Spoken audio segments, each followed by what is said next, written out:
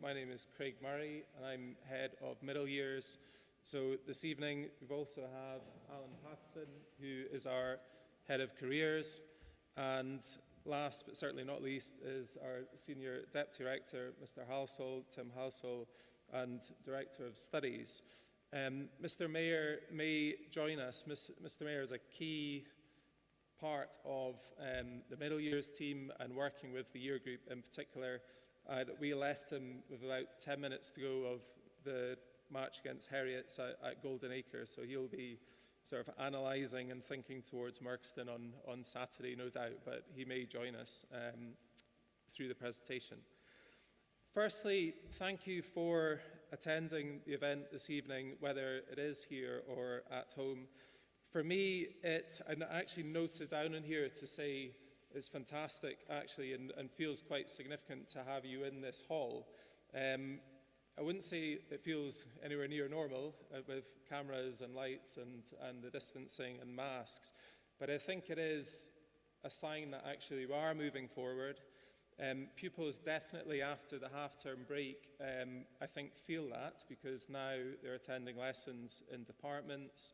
There is progress, and hopefully and increasingly things like division competitions are taking place in this space, and obviously the great hope is that at some point we'll get back to larger gatherings and assemblies. Many of the future decisions that we're going to be considering and talking about this evening are really all about joined-up thinking. So from discussions at home and parental advice, to careers guidance in school, informal discussions of friends and family, subject teachers, personal research, time in the careers library. These are all the kind of jigsaw pieces which help form the avenues, the paths, the decisions when we're going to be looking towards the senior years of the school. The restrictions that we have had to put up with in school, and of course everywhere, are not always conducive to that joined-up thinking. And therefore, I hope that from this evening and the presentation today, you do see how these different elements work together and hopefully make this process a smooth process and really inform the process. On Thursday, the 5th pupils will be in this hall, so collectively will be in the hall, and they will receive a very similar presentation. And also Mrs. Slavin, as head of senior years, will be talking about the progression into the senior years of the school. So, although they'll be seeing this independently, I hope that you'll take a lot from this meeting, and then obviously that will be a catalyst for discussions at home and the information that you can access via Firefly and our presentations, and that will start the ball rolling. Although I've talked a lot about the future and key decisions looking towards the future, it's very, very important that pupils are obviously centred in the here and now. And obviously with prelims fast approaching, I hope that that momentum is really building towards this first real experience of exams. I've personally been... Sorry. Can you just go a bit closer to the microphone? Apparently the people at home, we have communication within the room. It's very faint for them. Okay. If you go a bit closer, that should work. I told you there might be difficulties. That sounds maybe a bit more encouraging. So with prelims fast approaching, I've been personally very encouraged with conversations that I've had with members of the year group, with the fifths. I've even sat down and seen some incredibly detailed revision planners from some, not all pupils, but the pupils who have shown me have really shown a level of planning and dedication and seem to be well underway with that. Although these prelims are clearly important, and they're an important marker through this progression through the year, one thing that I would really like to emphasise is the importance of communicating with the middle years team ultimately we are the pastoral team within the school and representing the middle years of the school. And we are aware that with the circumstances over the last 18 months, with the fact that this is the first real exam diet in terms of a set of prelim exams, that pupils will feel pressure, they may feel stressed about this. And it's important, therefore, that hopefully we are very much voicing that they can come and speak to us if they feel that this is a problem or they want some support in addressing this. But also from home, if you see that, if you are aware of just creaking under a little bit of that pressure, then please do get in touch with either myself or Mr. Mayor, and we can look at that. We've got experience about supporting pupils through this process. So, first of all, I'm going to hand on to Mr. Patterson.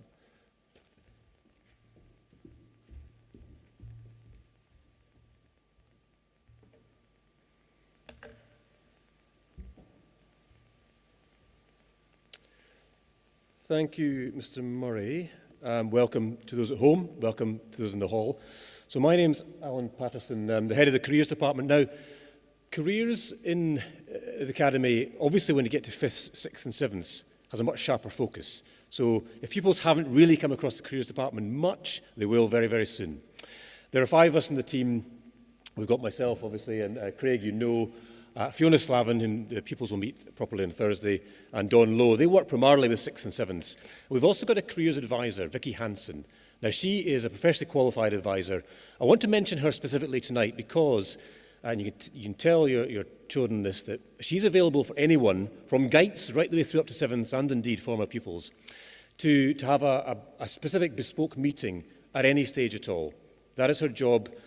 She's a fantastic resource, has an encyclopedic knowledge of careers information. So she's a very, very important member of the team. We also work very closely with Tim Halsall as the Director of Studies. So that's our team.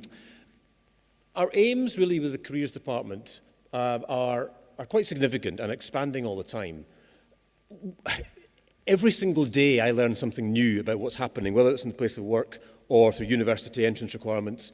It really does change rapidly, and so it's our job to ensure that we are as up-to-date as possible, and we then can give pupils as up-to-date information as possible. That's a key challenge. I actually learn quite a lot from pupils as well every year, because they'll go off to a university open day and they'll come back and tell me, did you know there's this new course happening? And so we're always learning, so it's really important we keep refreshing. That's our number one aim when it comes certainly to the pupils at the top end of the school. Tied to that, our second bullet point there, we want to empower pupils. It's up to them. It is up to them ultimately what they decide to go off and do when they leave EA. And the more knowledge they have, the more research they've done, the better place they will be to make a good, sensible decision. We'll support that decision and working with you guys as well, obviously. Now, something that we're trying to develop more and more throughout the school, actually starting right down in Gates, we're actually working with Gates this year for the first time, is to look at the skill development. Because with the world of work changing so rapidly, there are jobs out there that in 10 years' time, that don't exist, that we've never heard of. And it's our duty as a school, with the Careers Department leading this, to ensure that our pupils have the necessary skill set so that they can go off into the world of work. And if they're hit with a COVID pandemic, they've got a bunch of skills that they can use to cope with that admirably. So we're trying to make sure we're developing skills all the way through from Gates up to 7th. So those are the key aims of the department. Now, in terms of what the pupils have experienced so far, I'm relatively new to the academy, so I met the pupils when they were in 4ths, but I'm reliably informed that in 3rds they had interviews with my predecessor or with the previous careers advisor. They also will have done the Careers Investigator online questionnaire, and then they've done some PSHE work. And I know that last year we had a PSHE input with 4ths. We also introduced them to something called Unifrog. I'm really keen to mention this because this is incredibly useful. It's a careers platform that we use.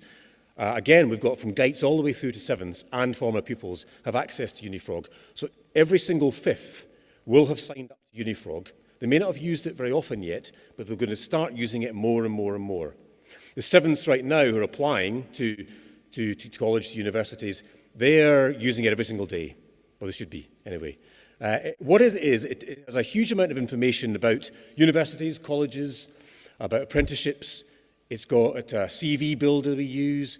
it's got a number of what we call MOOCs, Massive Open Online Courses. If pupils are looking to do any extra courses to supplement the curriculum, they can go onto Unifrog, they can find a MOOC, they can sign up. Some of them last 1 hour long, some of them are 3-week courses, some of them have a slight bit of payment, and most of them don't though. So there's a huge resource out there that we're encouraging pupils to use more and more. It's also a platform we use for recording our skills and recording the activities that pupils are doing. So you'll hear Unifrog being mentioned more and more and more. So pupils have signed up to that. Pupils also in June in fourths took the Moresby profiling.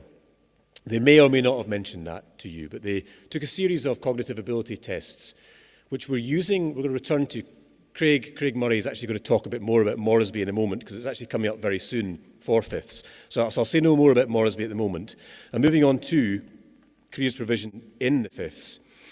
We're beginning now the subject choice process. That'll begin in earnest after the prelims. We'll have some PSHE lessons that will focus very specifically on subject choice. At any point, this is really important that pupils understand this, they can get bespoke subject choice advice. So I can stand here and give generic advice till the cows come home, but each person is individually different, obviously. And our job in the careers department is to ensure that we have at some point had conversations with everyone to make sure that we're meeting their needs and that their course choice in 6th and 7th is exactly right for them. That's a key aim of us. They'll have the Moresby individual interviews, as I mentioned. Mr. Murray will talk about that in a moment.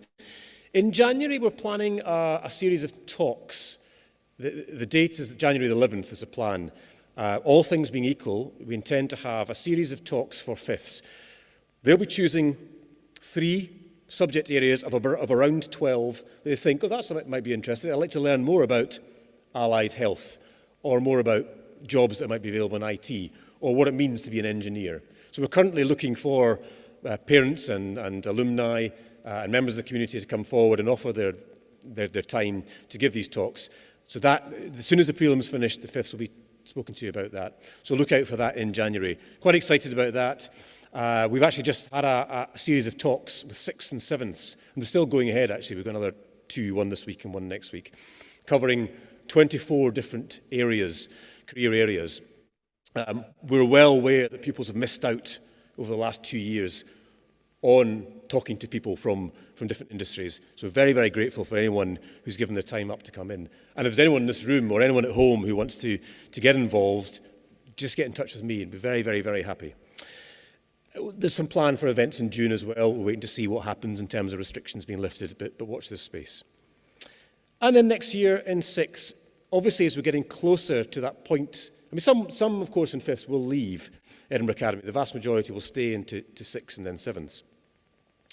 For those that are staying in then 6th, we ramp up the amount of careers information they'll receive. They get a specific one-on-one interview with me or with one of my team, and that person kind of becomes a focal point over the next year and a half or so as they move on to applying to various different places after 7th.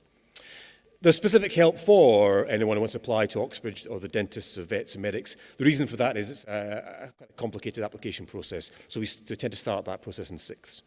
There'll be more visiting speakers, lots of different careers workshops, and obviously presentations on college, universities, and I should have added in there apprenticeships as well.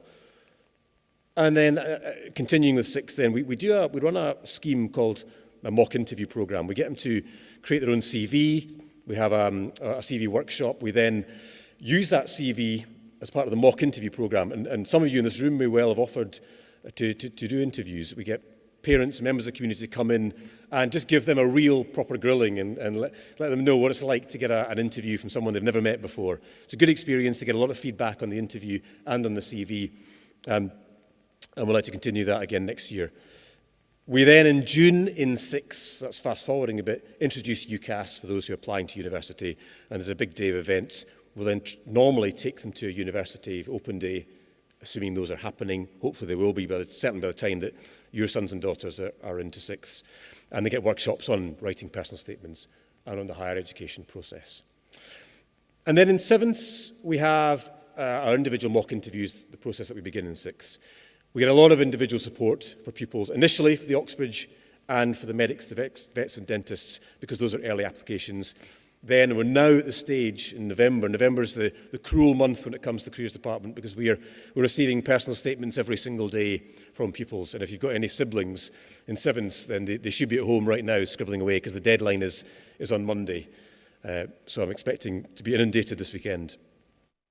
We organise university visits and presentations where possible. And of course, there's a lot of support on all the different options for the destination after Edinburgh Academy. So our priorities really are about knowledge, as I mentioned there, making sure that we in the Careers Department know as much as we possibly can about what is out there, and then passing that knowledge on to the pupils, and at the same time empowering them to ensure that they understand what's out there. The personal touch is important. I want to make sure that I've met every single pupil that ends up leaving the school. If I haven't been able to, then another member of the team certainly will. And that one-on-one advice can be accessed at any point, especially with Vicky Hanson as a starting point, the Careers Advisor. There is a photograph there of the Careers Library. That's where Vicky's normally based. At the moment, of course, because of the Learning Commons project, she's in an office underneath the 7th Centre. But if anyone wants to find her, they can send her a message, or they can send me a message, and we'll arrange a one-on-one chat at any point. So I'm going to talk a little bit more in a moment, but I'm going to hand over to Craig, because Craig runs the Moresby programme that is coming up just after the prelims. So pass you over to Craig now.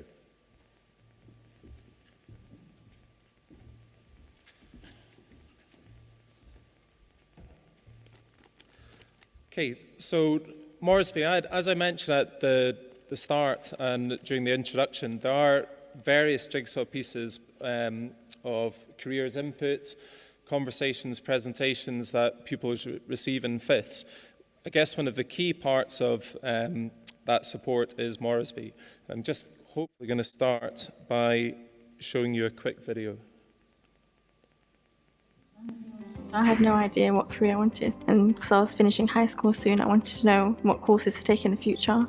Whatever she did in that assessment, and for those kind of results to come out, for me, it was a really good aid to help me have that conversation with my daughter. Choosing a university course or career isn't as simple as it used to be, and you may be looking for a more work-based approach like an apprenticeship. With so many options, even if you know where you're heading, it can be difficult to know which subjects and courses will get you there. That's where Moresby comes in. We give you the tools to help you make sense of the job market. Through psychometric analysis, we get to know your abilities, work style and interests so that we can suggest jobs and routes to those careers that fit you best. You can explore your career options with rich job descriptions that include role profiles, case study videos and qualification requirements to help you build a solid career path to a job that suits you best. Moresby provides all the information you need, such as signposting student finance, internship opportunities and studying abroad, giving you the full picture. We're on hand to support you, and you'll also get a one-to-one consultation with a careers professional to help you make the right decisions. There's parents out there that have kids that have no idea what they want to do, or they're not sure what they want to do. I think they should get their kids to sit this assessment. Yeah, I would recommend Moresby to students.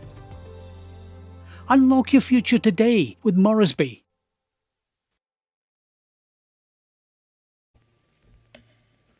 Okay, so back in June, the year group completed the psychometric profiling part of Moresby and also a careers questionnaire. At the final click of the mouse, when completing that process, it generated an initial report. And out of interest, could I just ask you to put your hand up? This obviously works for those of us in the hall, if you have seen that report. That's really quite encouraging. For those of you who maybe can't see the hands, it's maybe slightly more than actually is sometimes the case at this stage. And that's fine. At the moment, and working through this process, having completed that initial stage, for many pupils, and we know this from feedback from previous years, the careers interview, the Moresby interview, is really at the heart of Moresby, and they feel this is one of the most beneficial aspects of this. So immediately after the prelims, each pupil will have a careers interview with an independent careers advisor, and part of that interview is interpreting the results. So obviously the report looks at areas of strength, looks at areas of interest. And part of that interview is really sort of going in and looking at that analysis and really seeing how that matches the individual. One of the key aspects of the Moresby report, which ultimately is the headline thing for pupils, are the job suggestions. And over the years of working with Moresby and FutureWise, which was the previous but similar system that we used, the amount of times that pupils have kind of looked at me, having read through the initial report, and just saying, "Sir, I'm definitely not going to be an accountant," or something. There's not an issue of anyone who's an accountant, so I'd kind of pluck that out from somewhere. But that can be the sole focus when reading the report. And obviously, it's not a kind of magical sorting hat which is going to predict the future over the next couple of years, let alone further down the line. But what it does do, and does act as a prompt, to look at areas which fit the profile of the individual and also the interests that were reflected in the careers questionnaire. And does start to provide kind of avenues of research that can be looked into quite a wide range of areas that, as I say, is a good match with strengths, individual strengths, and can act as a kind of catalyst to delve a little bit deeper or to read into some of these areas. And what I would say is sometimes there is a match, and sometimes pupils just say, "Wow, this is incredible. These are the areas that I'm interested in. That's fantastic." Sometimes, actually, I've spoken to pupils in 6th and 7th who are at the point of completing a UCAS application and actually have said, it was interesting because having gone back to the Moresby report, having looked at different areas, at that stage it was helpful just to go back and explore some of these wider suggestions and career suggestions that were featured within the report and discussed at the interview. Beyond the report, similar to Unifrog, but it is independent from Unifrog, there is a whole raft of resources within the Moresby site. And each pupil's profile, they can go in, they can look at resources. It's updated regularly. There's different helplines that can be contacted for a little bit of further advice within potential courses that pupils may be interested in. And again, from the feedback that we've received from previous years, by engaging with this now and by spending time to look at the report at this stage, then it's far more likely that further down the line, individuals will use Moresby and will get full advantage. It does say within the literature of Moresby that this is a lifelong membership. Okay, so even at university, if they're seeking further advice or information, can go back into Moresby. I'm not quite sure the sort of eldest person within the Moresby scheme to take advantage of that advice. However, it's something, having signed up now, they have that login, and it's something that can be used over quite a sustained period of time.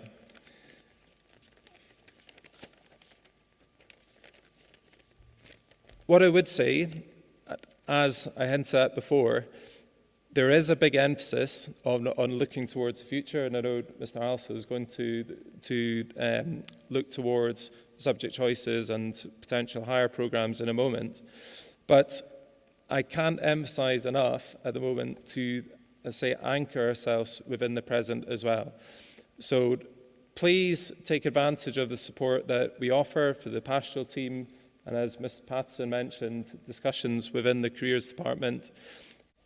Things will change, so potentially after the prelims, that might be a point where we want to be involved and add a little bit of extra support with regard to working towards, obviously, exams and working through the year ahead. So just finally, before I just end and I complete my talk specifically regarding Moresby, I just want to really emphasize that. So please get in touch with myself, Mr. Mayor, if there's any questions about this evening, and over the months ahead as we work through the rest of fifths.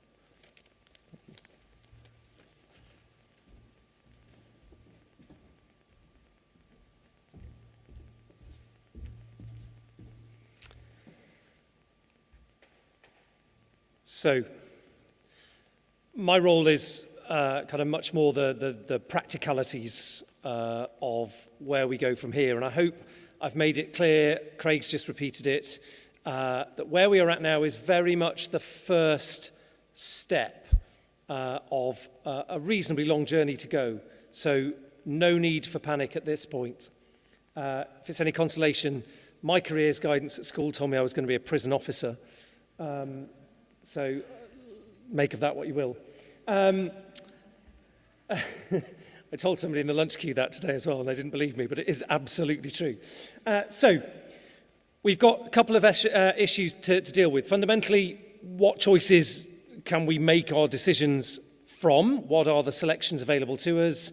And then how to go about making some of those decisions. And I think some of those questions are the pertinent ones.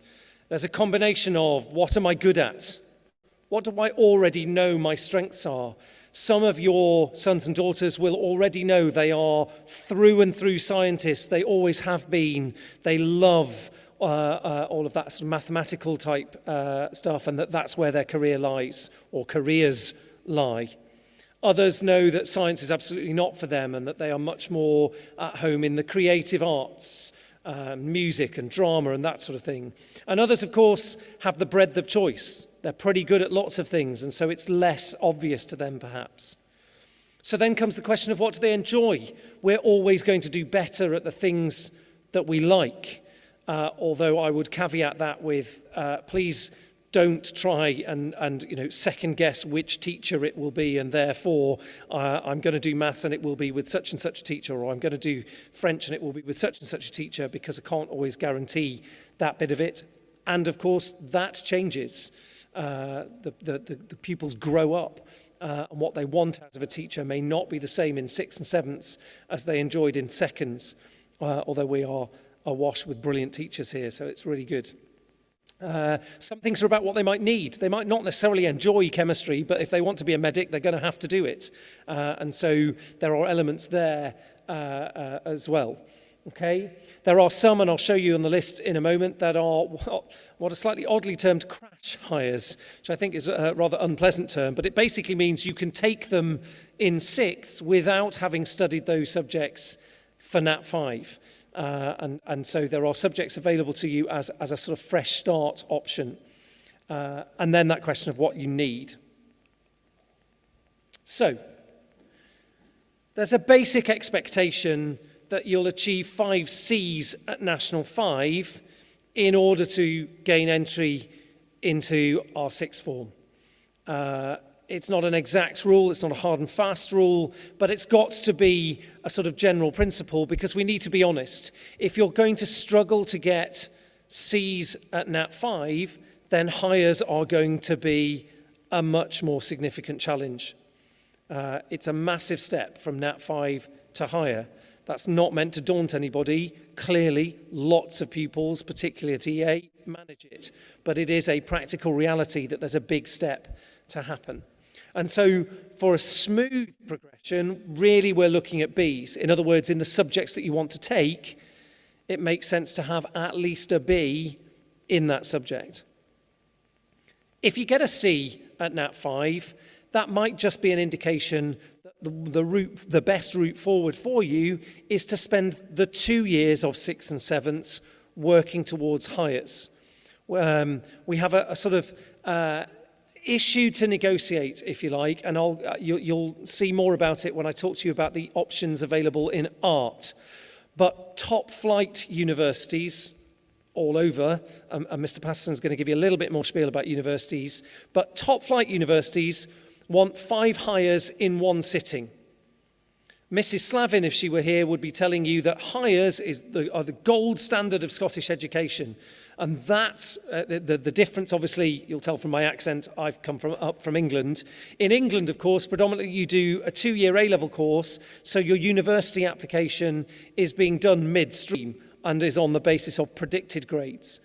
Because of the hires, in Scotland, you're applying with those in the can. We already know what those results are, by and large. And top flight universities want 5 hires in one sitting. We want you to leave EA with a recognised decent qualification in English and maths. And so if you don't achieve a pass grade in English and maths at National 5, then there is capacity within the programme in 6th to take Nat 5 English and Nat 5 maths again in order to make sure that you are in that position when time comes for you to leave. And of course, there's a mixed bag of data available to you as to how to go about making these choices. Look at the reports, and before the end of this term, there will be another set of reports on pupils in the fifths. But let's look back at their reports through fourths, through thirds. I know that they've been slightly different because of the pandemic and the impact of online learning and remote learning and so forth. But, you know, if you've had a pretty consistent picture of, physics being a subject that your child finds challenging, then there's no point imagining it's suddenly going to fall into place at higher. Parents' evening is an ideal opportunity to get feedback from the people actually delivering the Nat 5 course at this crunch point. And as we've said already, speak to the other experts, broader teachers, the heads of department, the careers team. It's important that you're honest with yourselves. A little bit controversial. The plan at the moment from the government and from the SQA is that exams go ahead. There are already modifications to courses to take into account the fact that we've had 2 years of major disruption. I know that's an understatement. But the plan is for the exam diet in the summer to go ahead. Option B is for further tweaks and changes to that exam diet. Option C is another outbreak, another period of remote learning, and therefore exams get cancelled. They cannot go ahead.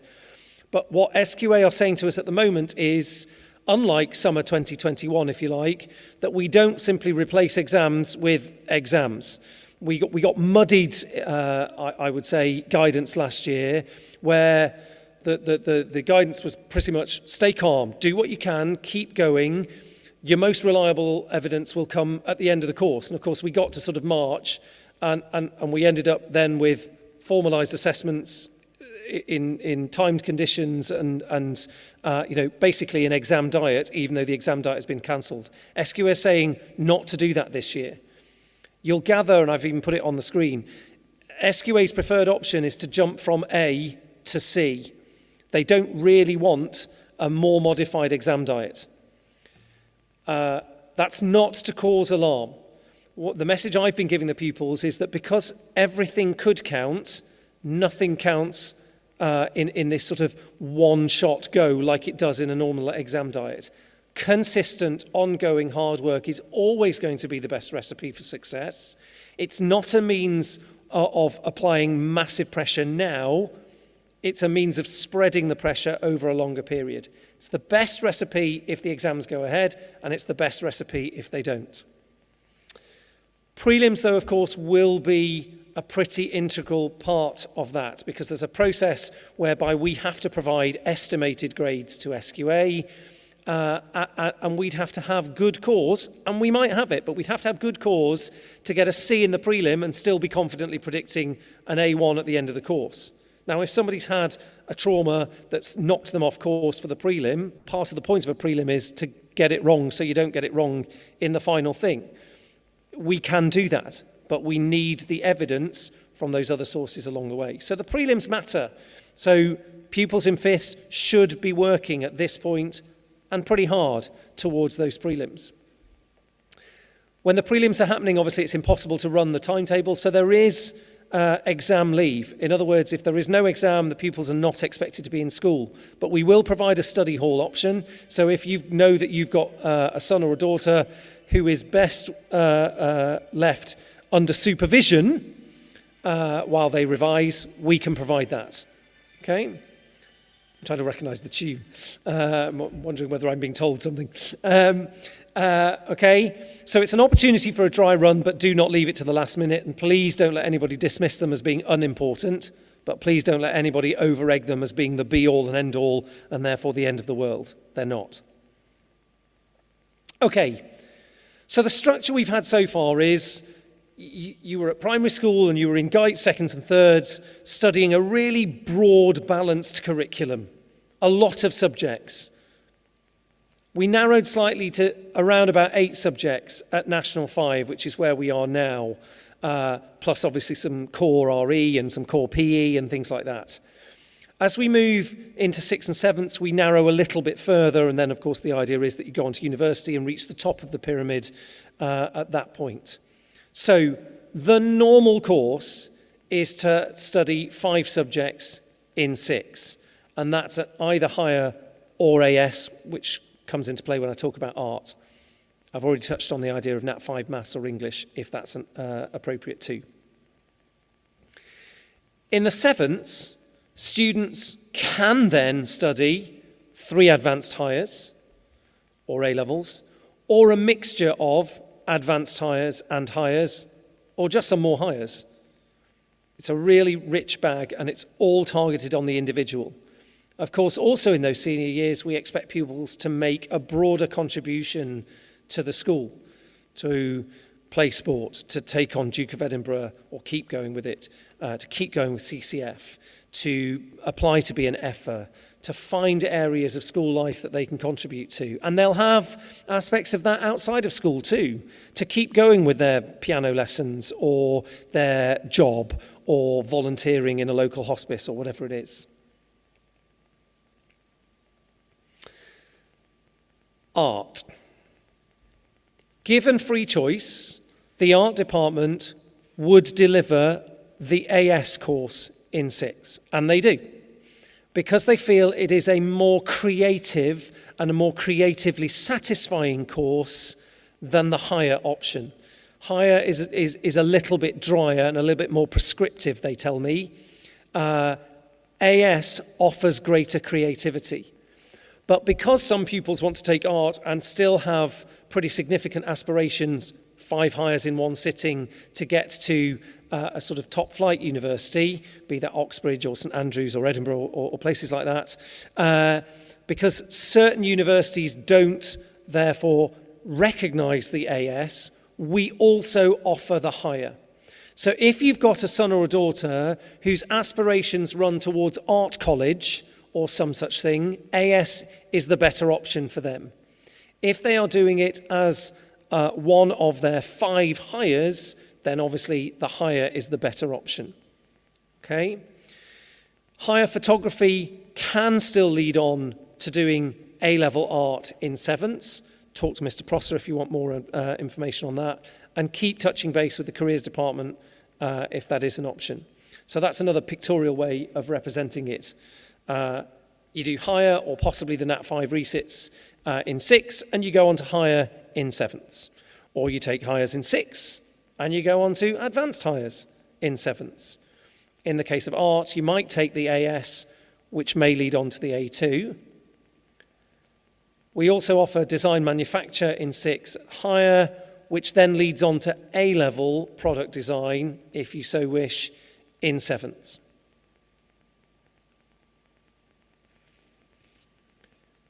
There's a big list there of all of the subjects that are available in 6th and 7th. The ones in red are what are referred to as the crash hires, the ones that you can take from scratch.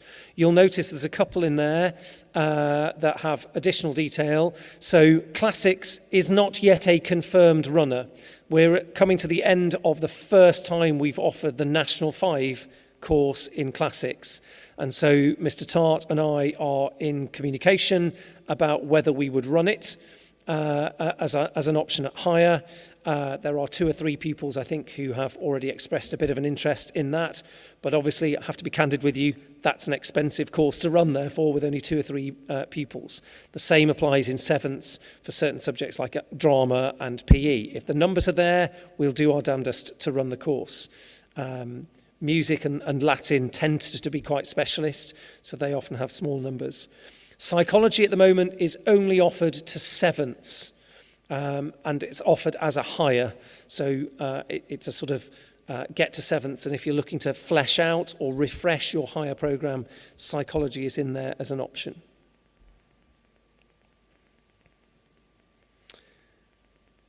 Advanced higher subjects that are available are listed there too.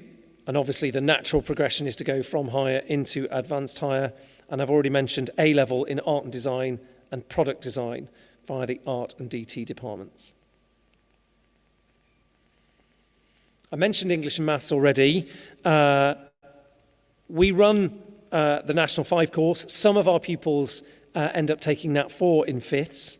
We're also developing other courses, so Nat 5 application of maths may well feature for present fourths, for example. Because we want you to leave with a decent qualification, we also offer Nat 5 again in the sixth, therefore, in order to make sure that pupils can leave with that. And that might then mean that a 2-year option for English and or maths in the sixth form is appropriate. And if you take Nat 5 in sixth, then you can take the higher in sevenths. Okay, 3 maths courses available in sevenths: Advanced Higher Pure, Advanced Higher Mechanics, and Advanced Higher Statistics.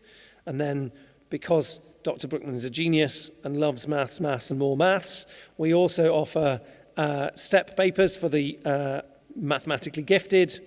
Basically, talk to the man himself if maths is a subject that appeals and is of interest.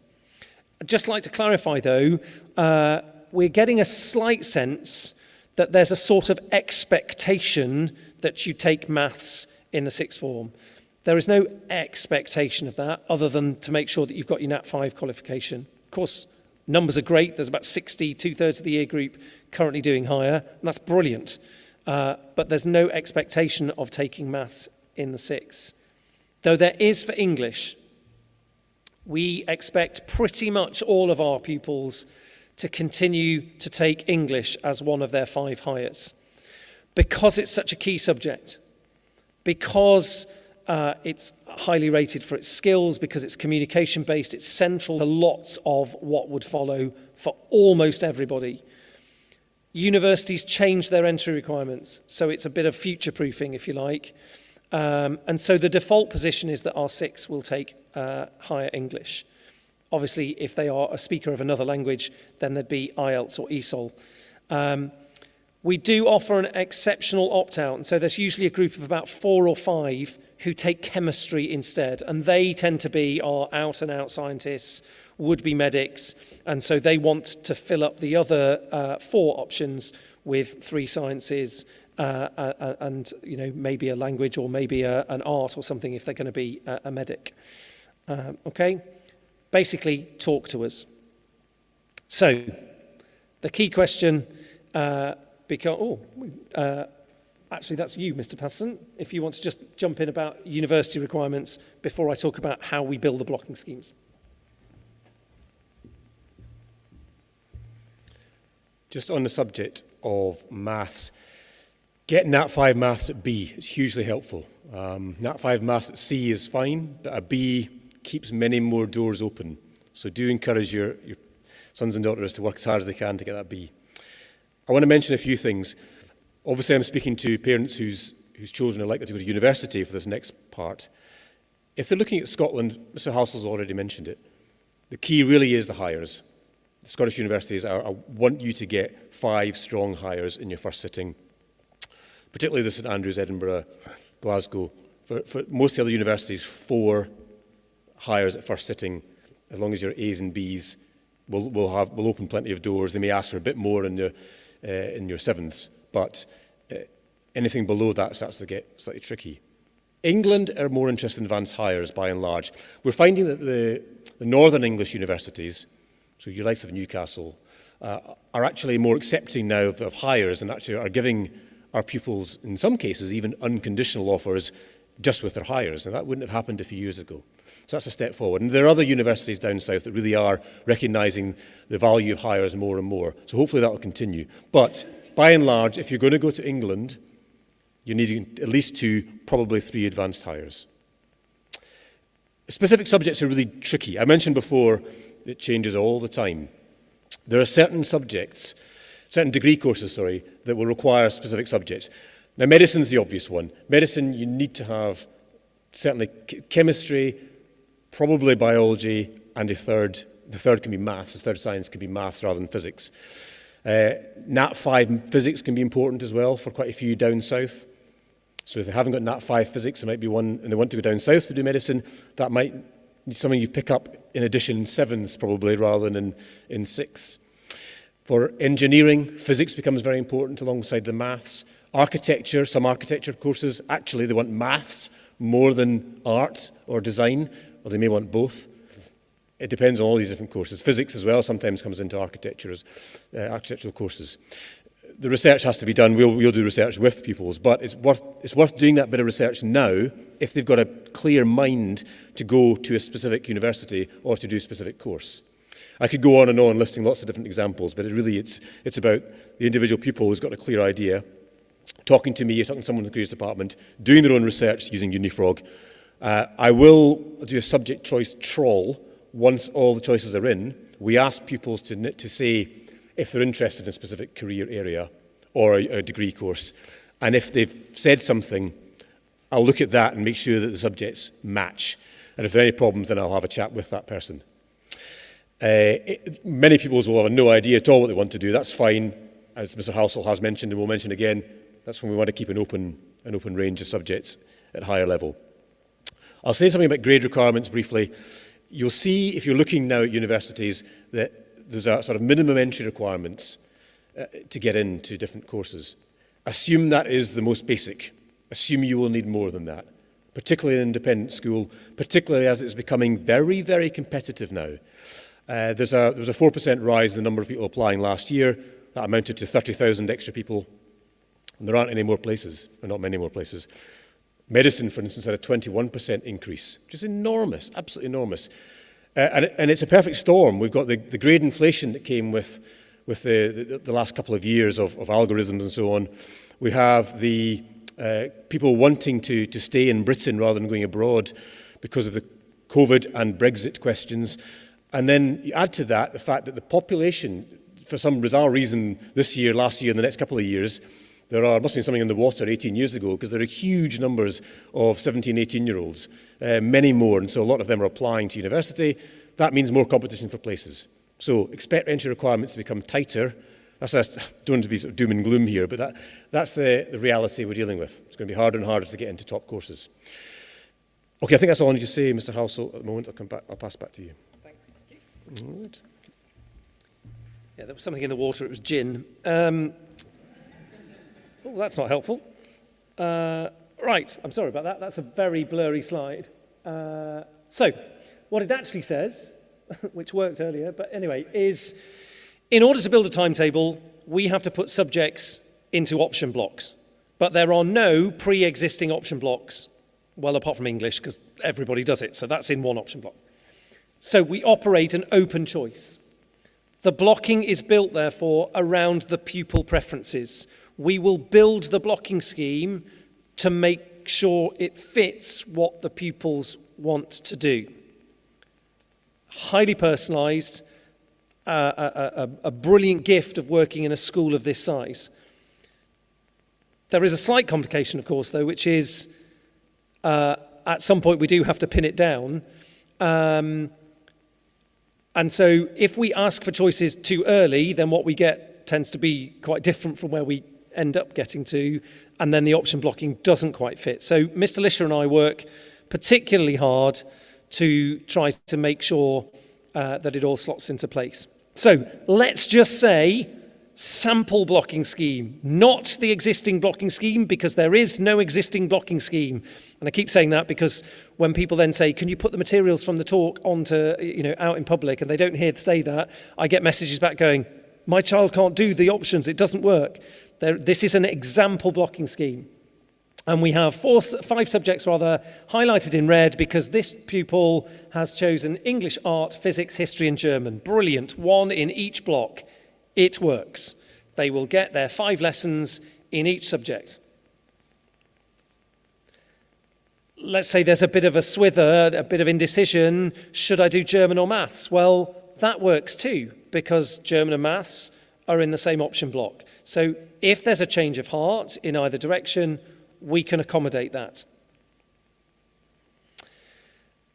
Let's say, though, that a down the line, we get to a point where somebody wants to do English, art, German, history and geography, and that's the blocking scheme. It isn't. That's an example blocking scheme. There is no blocking scheme. Okay? I'll keep saying it. That's where we have a bit of a clash. Okay? And that's where we go into communication and we try to work out, because of course some people are dead set on the courses that they absolutely know they want to do. Others have a bit more flexibility. They're not so sure. They were swithering between geography and history, say, and then actually they're quite interested in biz management or something like that. So by negotiation, by communication, by that personalisation, we are able to make it work. So we're then able to turn that face into that face, we hope. We have got a pretty darn good track record at Nat 5 and at higher. I think it's been 100% for a good few years now. So we promise to try our best to meet the choices that the pupils request. But we can guarantee it won't work for some people. And I'll talk to a little bit more about that in a minute. The blocking gets fixed from around about February. And again, I'll explain why in a moment. But it therefore helps everybody if the choices that are made are as close to the ideal ones, as realistic, as achievable as possible. That's more likely to make it easy for everybody involved because of this timeline. We're about actually to ask the fifths for an indicative choice. We've got some practical realities to deal with. If we get this overwhelming number of people saying that they want to do maths, for example, and we suddenly go, okay, we're going to need another maths teacher, we're going to need a bigger boat, as they say, we're going to need another maths teacher, then we need time to find and appoint that maths teacher, which takes at least half a term if they're working in a state school, or more likely to be a term if they're working in another independent school. If they're not a newly qualified teacher, obviously that's slightly different. So we need time to plan for that. So we're going to get indicative choices very soon. The prelims and other assessments that have been going on and are about to happen will give good guidance. There is a sixth form guide that is available on Firefly. We're in the process of updating it because, of course, we're playing a slight guessing game, I have to be honest with you. Because the courses have been thinned for this year's higher pupils because of COVID, we don't yet know what the SQA are going to do to the courses for present fifths pupils into hires. So we're going for our best guess. We're going for basically the full fat course because it's easier if we tell you what the full fat course is and then tell you actually everybody has to do slightly less than that. Okay, we've talked about the profiling and the careers interviews. Parents' evening scheduled for the 7th of December with an overspill parents' evening the following week. Have good, honest conversations, please, with subject teachers, and they will with you. So we're going for an indicative choice pretty soon. Then we go for a provisional choice, which will help us to pin down the blocking scheme. And then we reissue the blocking scheme and go, right, now give us your final choice on the basis of this scheme. But the reality is people can and do change their minds. In June, in August, in a normal year, of course, if you remember one of those, we get results in August. And if there are surprises there, then people change their mind even in August. And we start to look. It's just that at that point, of course, they are having to make changes of mind within the blocking scheme because we've built the timetable by that point. There are occasions where we can find exceptions and individualised routes round. Crikey, at the start of this academic session, we actually had started, we were about 4 days in, and we were able to move where GCSE music was within the blocking scheme for some present fourths. Now, that's exceptional because it happened that there were a fairly small number of pupils studying GCSE music. You know, when you're looking at a class of sort of 18 doing mods, that's much harder to move, obviously. And that's about the end of the formal presentation. So now it's time for you to chuck any questions. I believe that there's a chat function. I'm looking around in case the tech guy can see me. That there's a chat function. Oh, now there's something whizzing across the bottom of the screen. Please ask any questions via the comments section. I'm reading too quickly for the ticker on YouTube. So people at home, you can ask questions too. But if there are people in the hall with questions, quite happy to take those and fire them off to Craig and Alan. Stunned into silence. Yes, sir.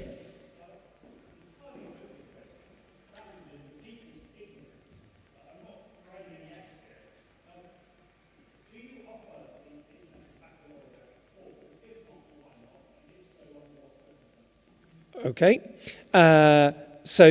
Did you say the International Baccalaureate for a specific subject? Or just generally? Okay, so in case the people at home couldn't hear that, it was a question of, do we offer the International Baccalaureate? Apparently it's not a loaded question. If we do, in what? If we don't, why not? And the short answer is no, we don't. Why don't we? The honest answer is I don't entirely know, because of course this is only my third year. About 10 years ago, the school offered a real mixture of A-levels and GCSEs and hires, although timetabling that number of combinations is pretty hard going. And I think I'm right in saying, Mr. Patterson, Watson's tried International Baccalaureate and hires, and advanced hires, and have then got rid of it because it's just such a nightmare to timetable altogether. I've done the last sort of 20 odd years in English boarding schools, and 4 years before that in an English day school. International Baccalaureate clearly has an appeal in the boarding market because you're recruiting from the international market, and it's got real international currency. It's something also that has grown in popularity, I think, as people have become more familiar with it. But it's just not necessarily been a sort of a thing on EA's day school radar, I don't think. That's not meant to be critical of the school. I just think it's a factual reality. It's not been something that they've offered. This is not an indication that we're about actually to announce that we are, funnily enough, going to that. I'm not doing that at all. But one of my jobs is to keep an eye on the radar of what is on offer and what would best suit us. Not now, but I could share some interesting data with you, certainly about comparisons between Nat 5 higher and advanced higher and GCSE and A-level, because of course don't forget that in the Scottish system you're a year out of sync with everybody else who's doing GCSEs and A-levels. I thought I was being shouted down for talking nonsense then.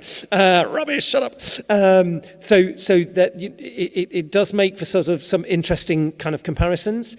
And of course, it's public knowledge that SQA and Education Scotland are being scrutinised and are about to be reformed. And we don't know what that will look like. So obviously, part of my job is to keep an eye on that, but that's not going to happen. I nearly said within our lifetime, but that's really depressing. I don't mean it quite that way. But for our candidates, the Priestley review into SQA, the Muir review into SQA reports in January. Then it's up to the Scottish Government to decide what to do with it.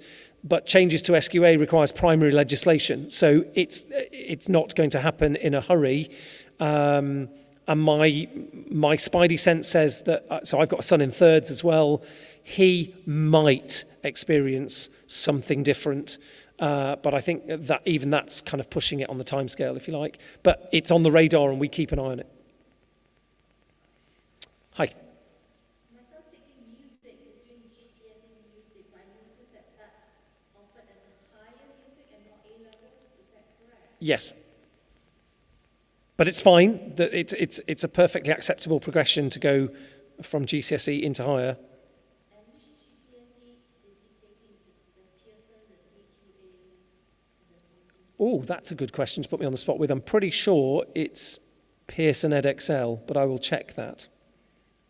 I can read out some of the chat questions from YouTube if you want. If you've got them, because I'm not getting anything on my watch. Do I need to press chat? It's like being at home. Is comp science a crash hire which they can take in sixths? Let me see if I can go back to the right screen. Thank you. That's, oh no, no. Let me go back to the right screen.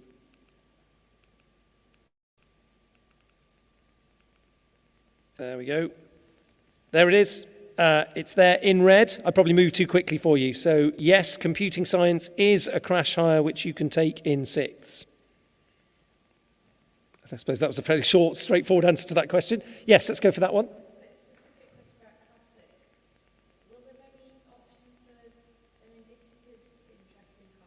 Yes, that's what. So I've asked Mr. Tart to find out from the class, and what happens so the actual submission of options is done through Firefly, and there's a comments box at the bottom that just says, anything else you'd like to know. It's also partly where, as Mr. Patterson alluded to, where we ask pupils to give us an indicative choice if they know what their likely career path is, that they put that in there, because then we can match up and go, what? They want to do aeronautical engineering and they're not doing any kind of science or, that sort of thing. So we can try and match up any disparity there.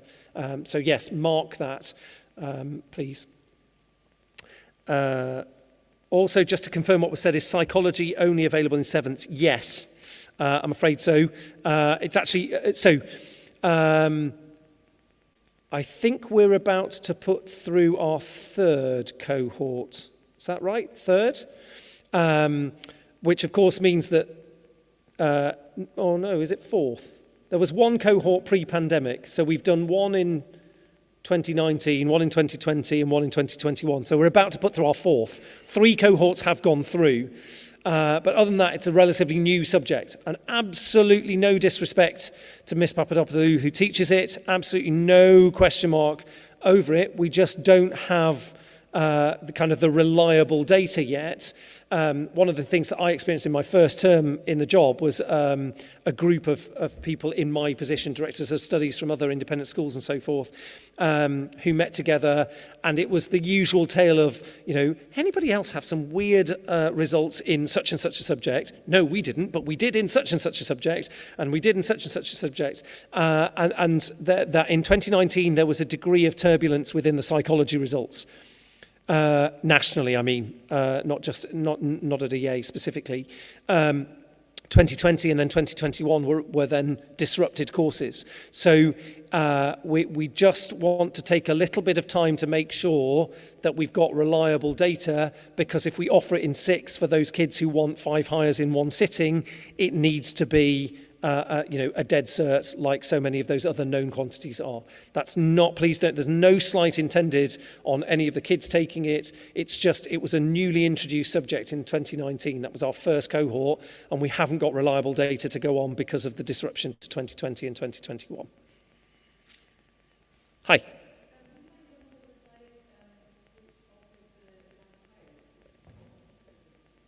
I think that's the next slide. So that was just a question asking me to re-show, I'll come back to the environmental science question in a minute, to show the list of advanced hires, which is on the screen now. Do you want a moment to absorb that? Or is there a question linked to it?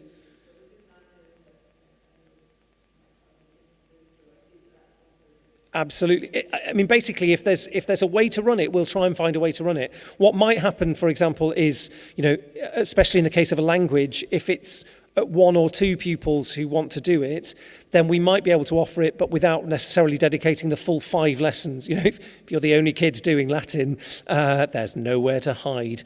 If you're not going to know the answer, Mr. Tart absolutely will, but he's going to know that you don't know the answer. So it may be that in a situation like that, it doesn't require all 5 55-minute lessons. That's pretty intense going for any 16, 17-year-old. And so we might be able to make it up with, say, 3 or 4, and that we can find a way of timetabling that's a bit more flexible. Sorry, let me go back to this one. Will environmental science be offered as a hire? Again, I've had a very fleeting conversation with Miss Jackson about that. So if there is interest in it, by all means put that in the box. Again, we're coming to the end of running that course at Nat 5 for the first ever time. But when we introduced it, one of the things that we explained is that there's quite it's a nice halfway house, if you like, a link subject, or between them they offer links between biology and geography. And so it may well be that actually from environmental science, most candidates want to go on and say do geography or do biology even. So by all means, tell us that. Mr. Murray, I think this might be one for you. Where can I find my daughter's Moresby report? I suspect that was perhaps a hand that wouldn't have gone up in the room and now wants to know where we can find it. Yeah, come on. Essentially, so pupils obviously have a Moresby login because they had that from the moment of the assessment.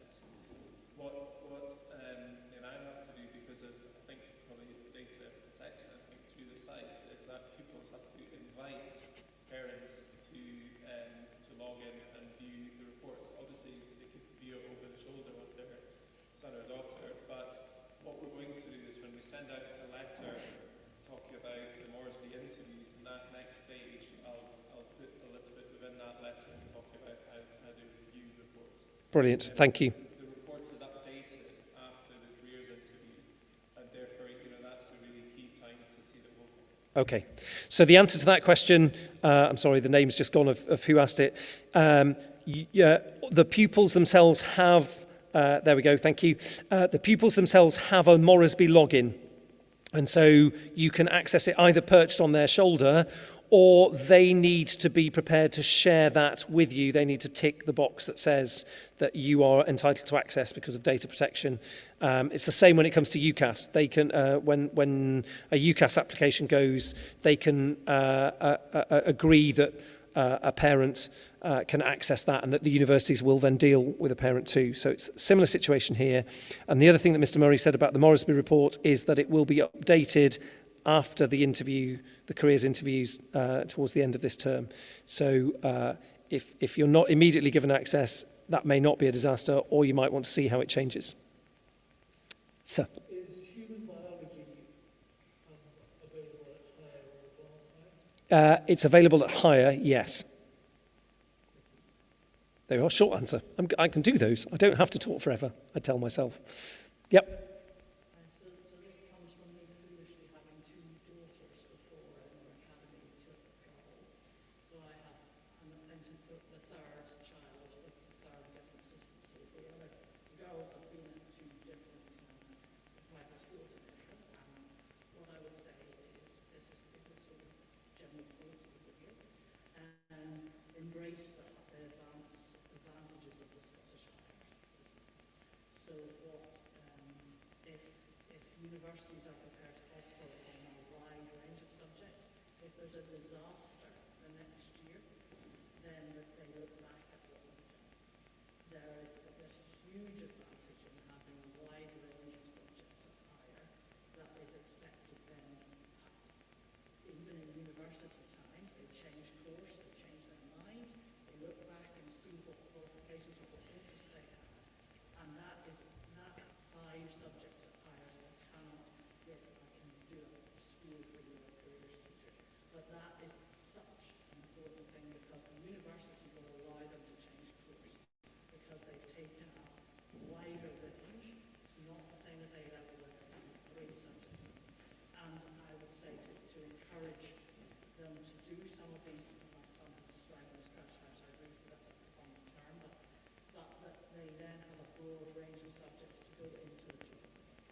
And I think that I absolutely admire the Academy. The Scottish system, I would embrace that and run with it. And because it's not necessarily understood in England, doesn't mean it's not the right thing to do, because actually, if you look at how children and the world changes, then it gives them a far broader base. And I'm speaking from 2 other systems, and I would be very, to the people here who are thinking about what choices their kids make, give them the widest base possible, because you do not know what will happen as they progress. Thank you. Schooling or COVID or whatever other Thank you. And I think that your blocking and all of that, if there's a twist or a turn that can be taken, the universities actually, because of modular courses, are less particular, apart from what you mentioned, chemistry or medicine, for example, but they're less particular, and it's looking back at what the child has done over the course of their school. Thank you. So for the benefit of the people at home, I'm sorry I didn't do the first question, which was about human biology being available at higher.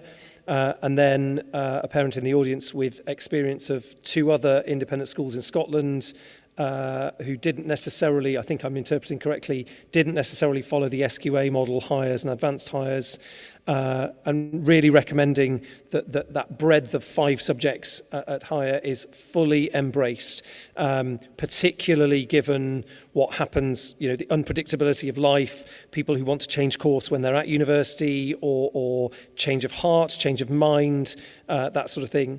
I mean, I guess the most generalized point that I can make without trying to apply lots of baggage to it is grades speak volumes. The best grades that you can get keep doors open for you. So if a B is the best that you can do, brilliant, but don't get a B if you can get an A. Don't get a C if you can get a B.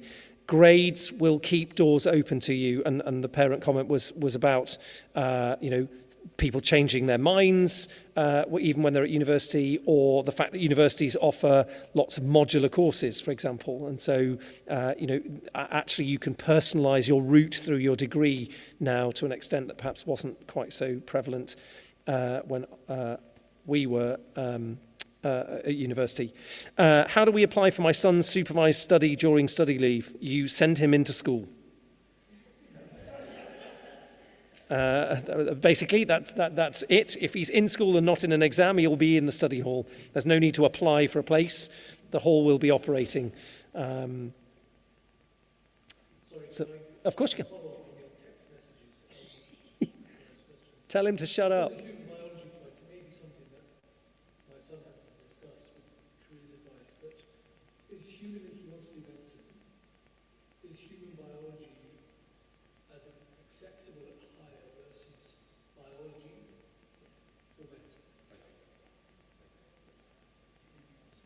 So the question for the people at home was a question about whether human biology for a possible medicine application is equal to straightforward higher biology, and the answer was yes.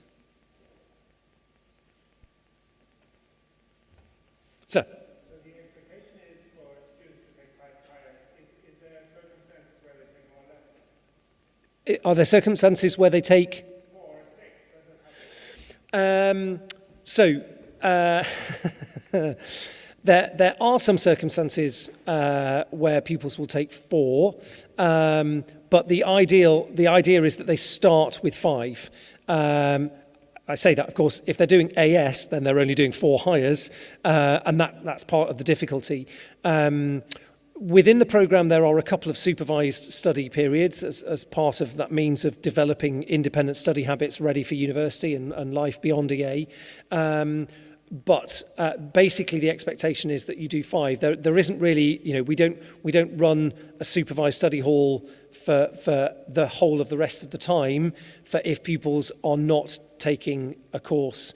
If there are individual circumstances, then we'll work with that. On the topic of taking more hires, actually there is no benefit to doing so. No university is looking, notwithstanding the frustrations that we have up here, he says as an Englishman, that English universities still don't seem to have quite got their heads around Scottish education structures. And I say that Mr. Patterson and I were helping a young man in 4th who was hoping to speed up some of his courses and take some courses early, and so he got off his own back and wrote to Cambridge, started with, I'm a 14-year-old boy at Edinburgh Academy, and they wrote back and went, great, lovely, and then proceeded to talk about A-levels. Even Cambridge, and it was a lovely reply apart from that. An admissions officer had taken real time to bother with a 14-year-old pupil at the point where they're in the thick of applications for 2022, but then spectacularly got it wrong. There's no reward.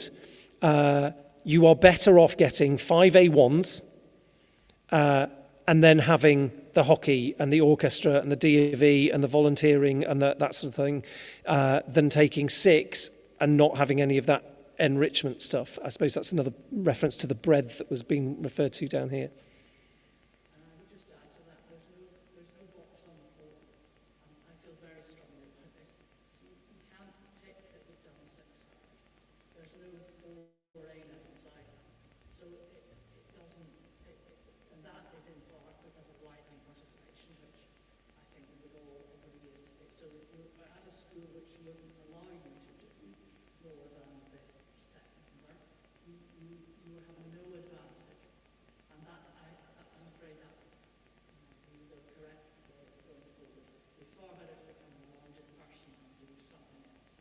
And I mean, 300 years ago when I was at university, I was a freshers rep in my second year, and I remember saying to the new freshers then, by all means come and get a first. Brilliant if you can get a first, but don't just get a first, because I suspect I'm being sort of preaching to the choir here. Many of you will be employers, and what you want out of the people that work in your teams and that you work alongside is not just some sort of mega brain with no human skills.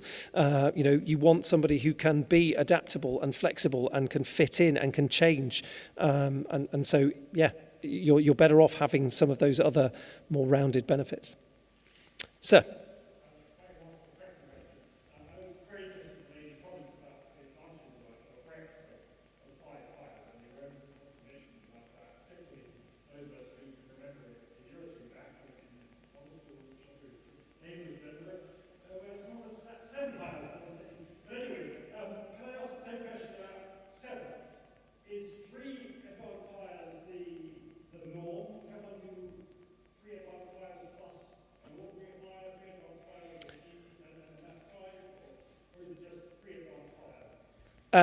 Well, no, it's not just 3 advanced hires. Sorry, translation for the question for the people at home. That was a question about having established that 5 hires is the norm in 6.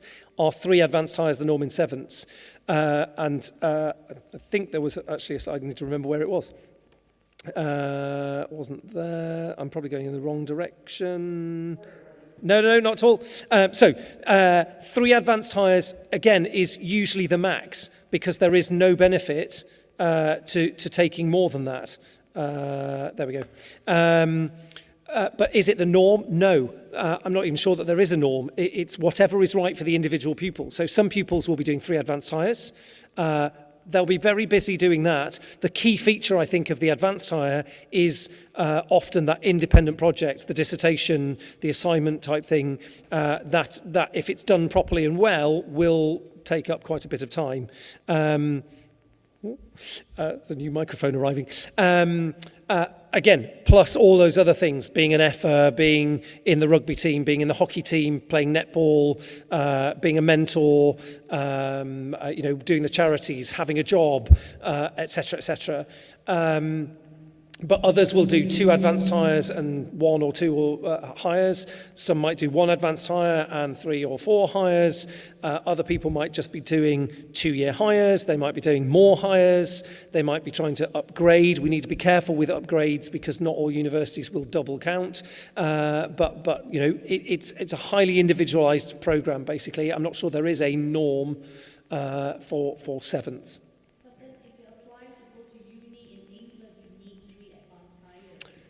I know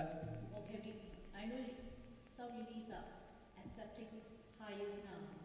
Well, so that's the point. It's individual circumstances. The most obvious route, because as we've alluded to already, that they're familiar with is 3 A-levels. So they understand the language of 3 advanced hires because they think it's the same, basically. I'm being a bit crude there, but basically they think it's the same. It all depends on which university and for what course. It's a myriad of options in there, which is why the general fail-safe rule is grades. The higher the grade, the more doors they'll keep open. Because the first thing that they will do when they get a UCAS form is they'll see whether you've met at least those minimum entry requirements that Mr. Patterson was referring to. If you haven't, so many applications, it just goes on the no pile. If you have, you hit the maybe pile, and then they start looking at things like the personal statement and the reference and those other elements. Sir? You mentioned grades. Are grades simply letters, A, B, C, D? It's no stars, numbers? So they are, sorry, for the people at home, it was a question about the grading. Are they just letters? There's no stars or, as there is in England. There are numbers, so there is A1, A2, B3, B4, C5, and you'll see that obviously a B3 is better than a B4, supposedly, and A1 is better than an A2. But on the UCAS form, so Oxbridge and some of the top flight universities will want A1s, and if you've got A1s, why would you not want to put that down and show it off? But on the UCAS form, you can just put A. And SQA, for example, will see no difference between an A1 and an A2. You cannot submit an appeal and ask them to upgrade you from an A2 to an A1. It's just an A in their view. You've got an A, be happy, go forth and enjoy, sort of thing. It's a bit of a thorny issue.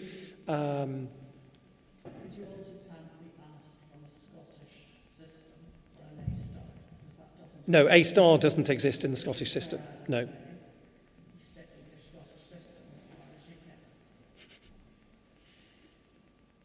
Okay.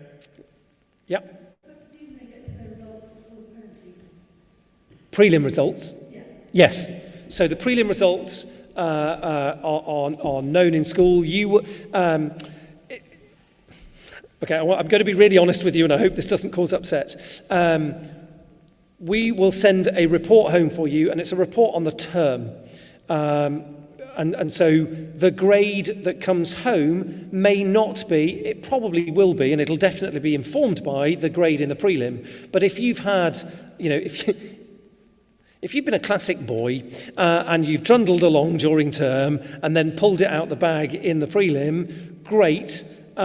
If on the other hand it's gone the other way and you've worked really hard but the prelim went badly, it wouldn't be fair to give you a D for the entire term just because you had a disaster in that one hour paper. So the grade that comes home on the report is a holistic grade, and you'll have the chance then to communicate in the parents' evening to work out, is that precise?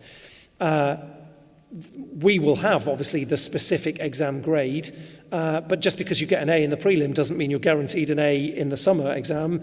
I very proudly say as a teacher, I've not put a grade on a piece of work literally for years, because too often kids go, I got a B. And it's irrelevant unless they know why they got a B. They need to know why they got a B to make sure they get at least a B the next time, but also to know what the gap was in order to improve to get the A.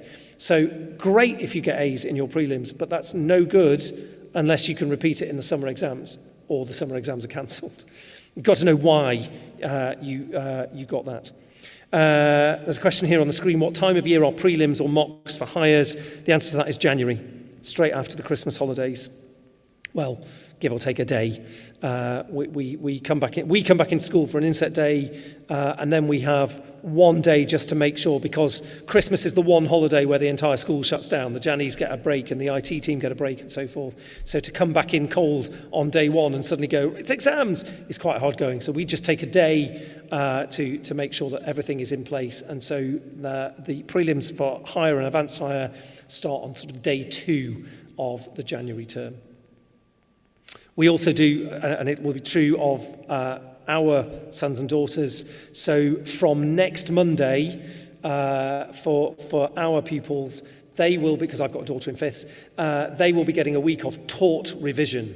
It's not new material. New material stops being delivered on Friday, period 6, to go into a period of preparation for the prelim. And the same for those 6th, 7th prelims after Christmas, that just before we break there will be a period of taught revision, just to try and give that going. There's a complexity, and maybe I'm opening a can of worms here too, but there's no perfect time to do prelims for higher and advanced higher, because the later you leave it, the more of the course you've done, but the less time you've got to rescue it if it's gone wrong. But I have to admit that don't tell the kids that I have a heart, but the heart in me feels really sorry for kids who get exams straight after the Christmas holidays, because I fear that the diligent kids will break themselves over the Christmas holidays to work really hard, and other kids will take their Christmas holidays. And it's really hard actually for anybody to revise over Christmas because there's lots of other things going on. And then they come back into exams and perhaps disappoint, and that creates stress for them, for you, for us, and we've got to try and rescue that.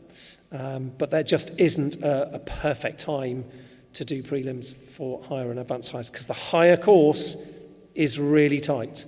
It's a 1-year course, 9 months effectively, actually. By the time you've started in August and you're ready to go off into the Easter holidays for that final bit of revision and come back to do your exams in May, it's a 9-month course.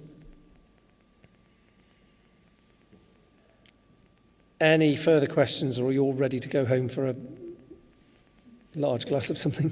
So the SQA is from end April to kind of end May. Do they come back in June and then they start the 6th curriculum then? Yes. Or do they start in August? No. So that was a question about when we start the higher programme. We start the higher programme, it's brilliant, it gives us a real advantage, not least of course because actually that will give pupils, and actually one of the good things that has come out of COVID is that pupils have been able to try their higher choices and go, oh, actually this isn't quite what I expected, maybe I can divert, because obviously when we come back in August, if they start trying to switch courses a couple of weeks into term, then that's got bigger ramifications to it. And of course, when we were in lockdown in 2020, actually some kids were, because they didn't physically have to be in any one classroom, they could be online remote learning. That was one of the advantages of it, actually. They could be online remote learning 6, 7 hires while they worked out which ones to do.